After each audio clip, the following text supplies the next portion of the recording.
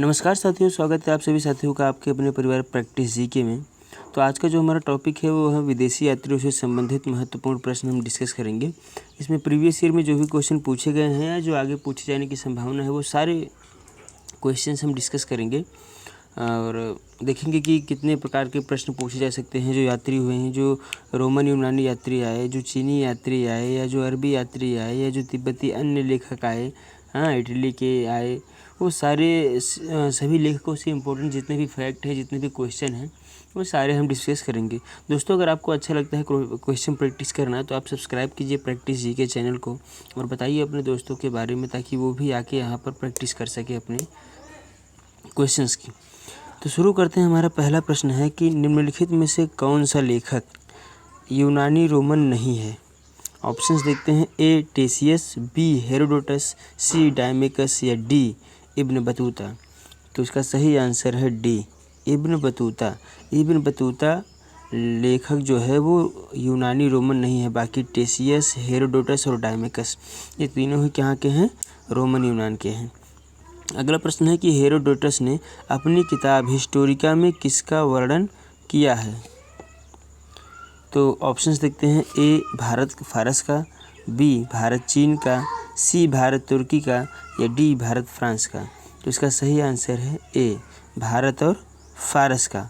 Herodotus ने अपनी जो किताब लिखी है क्या हिस्टोरिका, वो कब लिखी थी, 5वीं शताब्दी ईसा पूर्व में लिखा था। और उसमें भारत और फारस, फारस मतलब अभी वर्तमान में जो ईरान का क्षेत्र है, उससे पहले हम फारस कहते थे। तो भारत और ये ईरान के बारे में जो भी संबंध थे उसके बारे में लिखा है हेरोडोटस ने अपनी पुस्तकों से हिस्टोरिका में। अगला प्रश्न है कि निम्नलिखित में से कौन सा लेखक सिकंदर के साथ नहीं आया। ऑप्शन ए नेरियाकस, ऑप्शन 2 मतलब बी अरिस्टोबुलस, ऑप्शन सी अनेसिक्रेटस और ऑप्शन डी डायोनीसियस। तो इसका सही आंसर है डी अर्थात डायोनीसियस। डायोनीसियस सिकंदर के साथ नहीं आया था, बाकी नेरियाकस, अरिस्टोबुलस और अनेसिक्रेटस ये सब क्या थे, सिकंदर के साथ आए थे। अगला प्रश्न देखते हैं। अगला प्रश्न है हमारे सामने कि मेगास्थनीज किसका राजदूत था। ऑप्शन ए सेलुकस का, बी सिकंदर का, डी निरियाकस का या सी निरियाकस का या डी एंटियोकस का। तो इसका सही आंसर है ए। जो मेगास्थनीज था वो सेलुकस का राजदूत था। सेलुकस कौन था, ये सिकंदर का सेनापति था। अगला प्रश्न है कि मेगास्थनीज ने कौन सी किताब लिखी। Option A Indica, B India, C Indus या डी इंडियन। इसका सही आंसर है ए। मेगास्थनीज ने इंडिका नामक किताब लिखी है। अगला प्रश्न देखते हैं कि इंडिका किस युग के समाज एवं संस्कृति के विषय पर आधारित किताब है। जो इंडिका बुक है मेगास्थनीज द्वारा लिखित, वो किस वंश के संस्कृति से संबंधित है। ऑप्शंस देखते हैं। तो ए मौर्य वंश, बी नागवंश, सी नंद वंश या डी सातवाहन वंश। तो इसका सही ऑप्शन है ए अर्थात मौर्य वंश से संबंधित थी कौन सी इंडिका पुस्तक। अगला प्रश्न है कि डायमेकस किसका राजदूत था। Option A Antiochus, B Menander, C Demetrius या डी डायोसियस। तो इसका सही आंसर है ए, क्योंकि डायमेकस जो था वो एंटियोकस का राजदूत था। अगला प्रश्न है कि डायमेकस किसके दरबार में आया था। ऑप्शंस देखते हैं। ए चंद्रगुप्त मौर्य, बी बिंदुसार, सी अशोक या डी बिंबिसार। इसका सही ऑप्शन है बी अर्थात डायमेकस जो था वो एंटियोकस का राजदूत था और बिंदुसार के दरबार में आया था। अगला प्रश्न देखते हैं कि डायोनीसियस किसका राजदूत था। ए Philadelphus, B Menander, C Demetrius या डी डायोसियस। तो इसका सही आंसर है ए फिलाडेल्फस। ये क्या था, ये मिस्र का राजा था। कौन, फिलाडेल्फस। उसका जो ये राजदूत था डायोनीसियस, ये फिलाडेल्फस का क्या था, राजदूत था। अगला प्रश्न है क्या कि डायोनीसियस किसके दरबार में आया था। ए चंद्रगुप्त मौर्य, बी बिंदुसार, सी अशोक या डी बिंबिसार। तो इसका सही आंसर है सी अर्थात डायोनीसियस अशोक के दरबार में आया था, जो मिस्र नरेश का क्या था, राजदूत था। उनका नाम क्या था, फिलाडेल्फस जो राजा। अगला प्रश्न देखते हैं कि भारत का भूगोल नामक किताब किसने लिखी? ए टॉमली, बी प्लिनी, सी इत्सिंग या डी संयुगन। तो इसका सही आंसर है ए टालमी ने क्या लिखा है? भूगोल, भारत का भूगोल नामक किताब लिखी है। कब लिखी? तो दूसरी शताब्दी में लिखी। अगला प्रश्न है कि प्लिनी ने नेचुरल हिस्ट्री नामक पुस्तक यहाँ पे होना चाहिए कब लिखी, या प्लिनी ने कब नेचुरल हिस्ट्री नामक पुस्तक लिखी? ए प्रथम शताब्दी, बी द्वितीय शताब्दी, सी तृतीय शताब्दी या डी चतुर्थ शताब्दी। इसका सही आंसर है ए प्लिनी ने प्रथम शताब्दी में नेचुरल हिस्ट्री नामक बुक लिखी। आपको क्वेश्चन ऐसे भी पूछ सकता है कि नेचुरल हिस्ट्री नामक किताब किस लेखक ने लिखी, तो ये आपको याद होना चाहिए कि प्लिनी ने लिखी है। अगला प्रश्न है कि निम्नलिखित में से कौन सा चीनी यात्री नहीं है? ऑप्शन देखते हैं, ए फाहियान, बी ह्वेनसांग, सी संयुगन या डी तारानाथ। इसका सही आंसर है डी तारानाथ। तारानाथ यात्री तो हैं लेकिन चीनी यात्री नहीं हैं। ये कहाँ के यात्री हैं? ये तिब्बती यात्री हैं। तिब्बती लेखक थे। अगला प्रश्न है कि फाहियान ने भारत की यात्रा कब की? Option A 390 AD, option B 398 AD, option C 412 AD या डी 422 AD। इसका सही आंसर है बी 498 AD अर्थात 398 ईस्वी में फाहियान भारत की यात्रा पर आया। अगला प्रश्न है कि फाहियान किसके शासनकाल में भारत आया? ए चंद्रगुप्त द्वितीय, बी हर्षवर्धन, सी चंद्रगुप्त प्रथम या डी समुद्रगुप्त। इसका सही आंसर है ए चंद्रगुप्त द्वितीय, जिसको विक्रमादित्य कहा जाता था, गुप्त वंश का राजा था। उसके दरबार में फाहियान आया था भारत। और अगला प्रश्न देखते हैं कि फाहियान कितने वर्षों तक भारत में रहा? ए 12, बी 14, सी 16 या डी 10। इसका सही आंसर है बी फाहियान कुल 14 वर्षों तक कहाँ था? भारत में था। कितने वर्षों तक? 14 वर्ष तक। अगला प्रश्न हम देखेंगे यहाँ पे कि फाहियान ने अपनी किताब में कहाँ की जनता का वर्णन किया है? ए मध्य प्रदेश, बी बंगाल, सी दिल्ली या डी पाटलिपुत्र। ये एक ज़बरदस्त क्वेश्चन है, अच्छा प्रश्न है। तो फाहियान ने अपनी किताब में मध्य प्रदेश की जनता के बारे में वर्णन किया है। वो जहाँ की जनता कैसे रहती थी, क्या करती थी, मतलब सामाजिक आर्थिक जो भी सब बातें हैं, तो फाहियान ने वहाँ के बारे में बात की थी। और अगला प्रश्न देखते हैं कि संयुगन भारत कब आया? Option A 518 AD, option B 520 AD, option C 525 AD या ऑप्शन डी 530 AD। तो इसका सही आंसर है ए 518 AD में संयुगन भारत आया था। यह भी एक चीनी यात्री था। अगला प्रश्न देखते हैं कि ह्वेनसांग किसके शासनकाल में आया? ए चंद्रगुप्त द्वितीय, बी हर्षवर्धन, सी चंद्रगुप्त प्रथम या डी समुद्रगुप्त। इसका सही आंसर है बी हर्षवर्धन, क्योंकि ह्वेनसांग हर्षवर्धन के शासनकाल में भारत आया था। अगला प्रश्न देखते हैं हम कि ह्वेनसांग भारत में कब आया? Option A 630 AD, option B 625 AD, option C 635 AD या ऑप्शन डी 645 AD। तो इसका सही आंसर है ए 630 AD। 629 ईस्वी में वह कहाँ? चीन से चला था और 630 ईस्वी में ह्वेनसांग भारत में आया था। अगला प्रश्न है कि ह्वेनसांग भारत में कितने वर्षों तक रहा?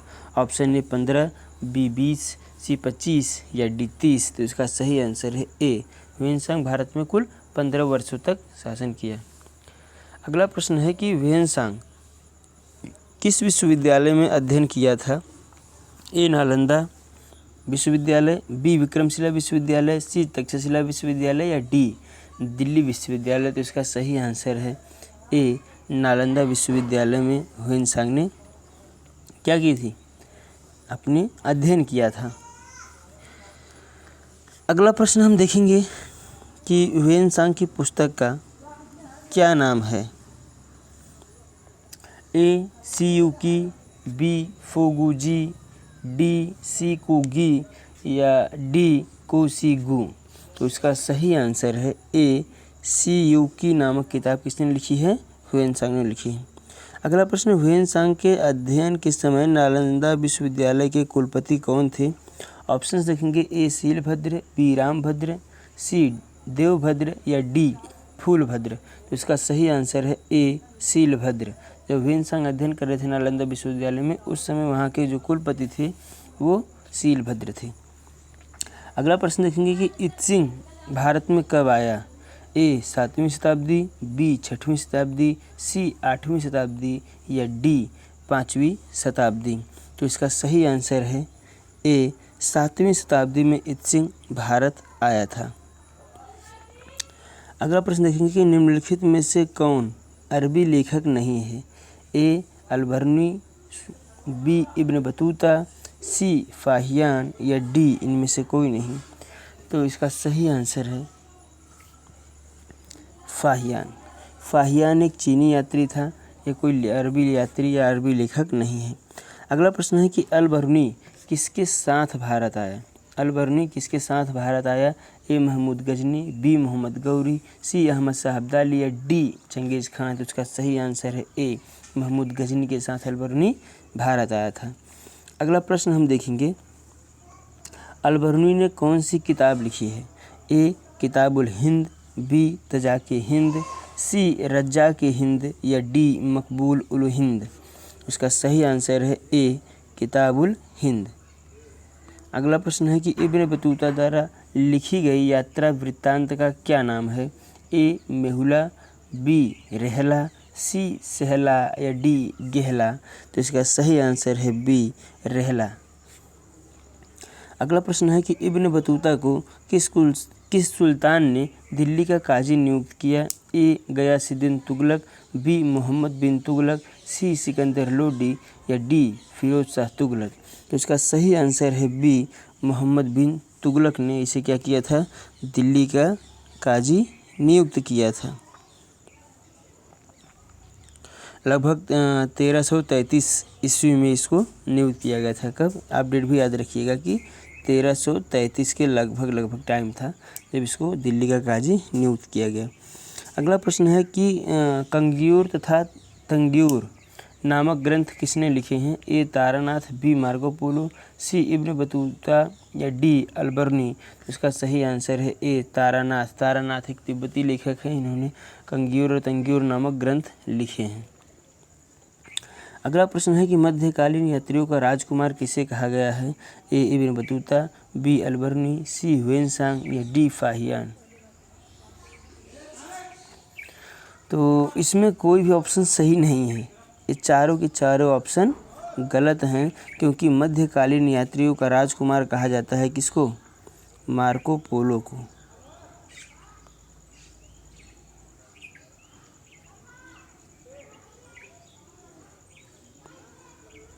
ऐसा एक क्वेश्चन मैं ज़रूर देता हूँ, क्योंकि कभी तो पता लगे आपको कि ऑप्शंस जो दिए हैं वो सही हैं। आप केवल ऑप्शन के हिसाब से ABCD मार रहे हो या आप सच में कुछ पता है? अगर आपने पढ़ा हो तो आप समझ जाएंगे कि ये चारों के चारों ऑप्शन गलत हैं। मार्को पोलो को मध्यकालीन यात्रियों का राजकुमार कहा जाता है, जबकि यात्रियों का राजकुमार किसको कहा जाता है? ह्वेन-सांग को कहा जाता है। तो अगला प्रश्न है कि यात्रियों में राजकुमार किसे कहा गया है? तो यहाँ पे ऑप्शन सही होगा कि इसको ह्वेन-सांग को। अगला प्रश्न है कि काकतीय वंश के बारे में वर्णन किसने किया है? ए अलबर्नी, बी ह्वेन-सांग, सी मार्को पोलो या डी तारानाथ। इसका सही आंसर है सी मार्को पोलो, जो कि एक इटली का यात्री था। कौन था? इटली का यात्री था। वो इसने क्या किया है? काकतीय वंश के बारे में वर्णन किया है। मार्को पोलो कहाँ की यात्रा के लिए आया था? ए चोल, बी चेर, सी पांड्य या डी चालुक्य। तो सही ऑप्शन है सी पांड्य वंश की यात्रा इसने की थी मार्को पोलो ने। अगला प्रश्न है कि निम्नलिखित में से कौन सा यात्री मोरक्को से आया था? ए इब्न बतूता, बी अलबर्नी, सी ह्वेन-सांग या डी मार्को पोलो। इसका सही आंसर है ए इब्न बतूता मोरक्को का यात्री थे, वो मोरक्को से आया था। अगला प्रश्न है कि अलबर्नी ने कितनी किताबें लिखी हैं? तो इसका सही आंसर जो है अलबर्नी ने कुल 146 किताबें लिखी हैं, इसलिए A is the right option. अगला प्रश्न देते हैं कि भारतीय पुरातत्व का पितामह किसे कहा जाता है। Option A Alexander Cunningham, B Dayaram Sahni, C James Mackay या डी प्रकाश बनर्जी। इसका सही आंसर है ए अलेक्जेंडर कनिंघम को। अगला प्रश्न है कि निम्नलिखित में से सबसे पुराना अभिलेख कौन सा है। ए बोगजकोई अभिलेख, बी हाथी गुफा अभिलेख, सी जूनागढ़ अभिलेख या डी नासिक अभिलेख। उसका सही आंसर है ए बोगजकोई अभिलेख, यह सबसे पुराना है।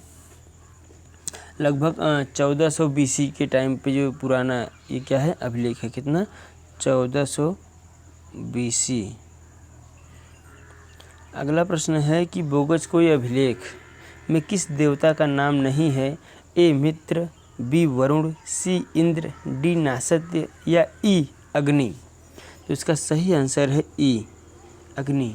बाकी चारों का वर्णन तो मिलता है लेकिन अग्नि का वर्णन नहीं मिलता है। अगला प्रश्न है कि सर्वप्रथम भारतवर्ष का जिक्र किस अभिलेख में है।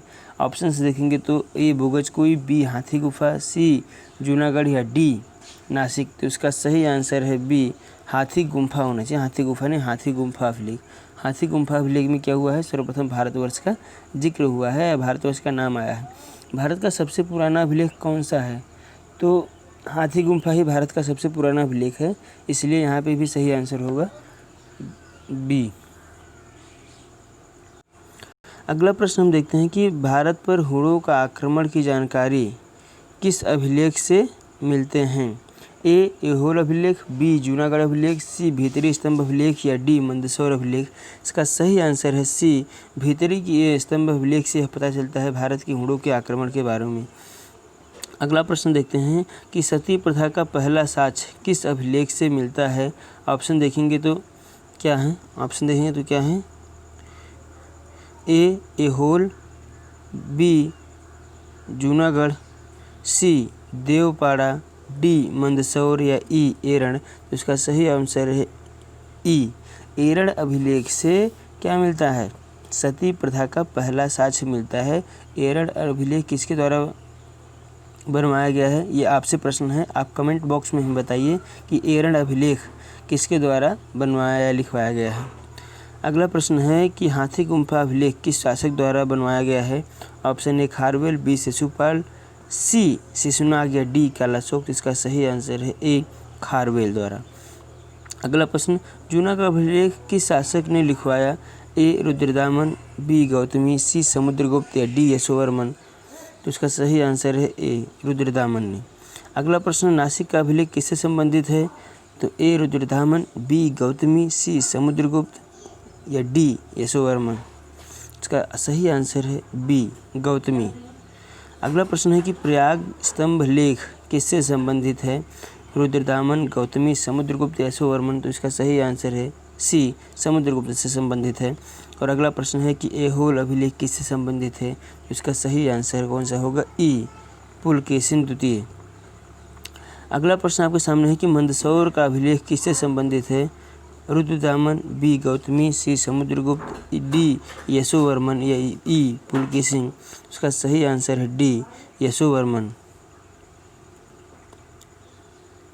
अगला प्रश्न देखते हैं कि ग्वालियर अभिलेख किससे संबंधित है। ए भोज, बी विजयसेन, सी स्कंदगुप्त या डी पुलकेशिन द्वितीय। इसका सही आंसर है ए राजा भोज से संबंधित है ग्वालियर का अभिलेख। अगला प्रश्न है कि भीतरी अभिलेख किससे संबंधित है।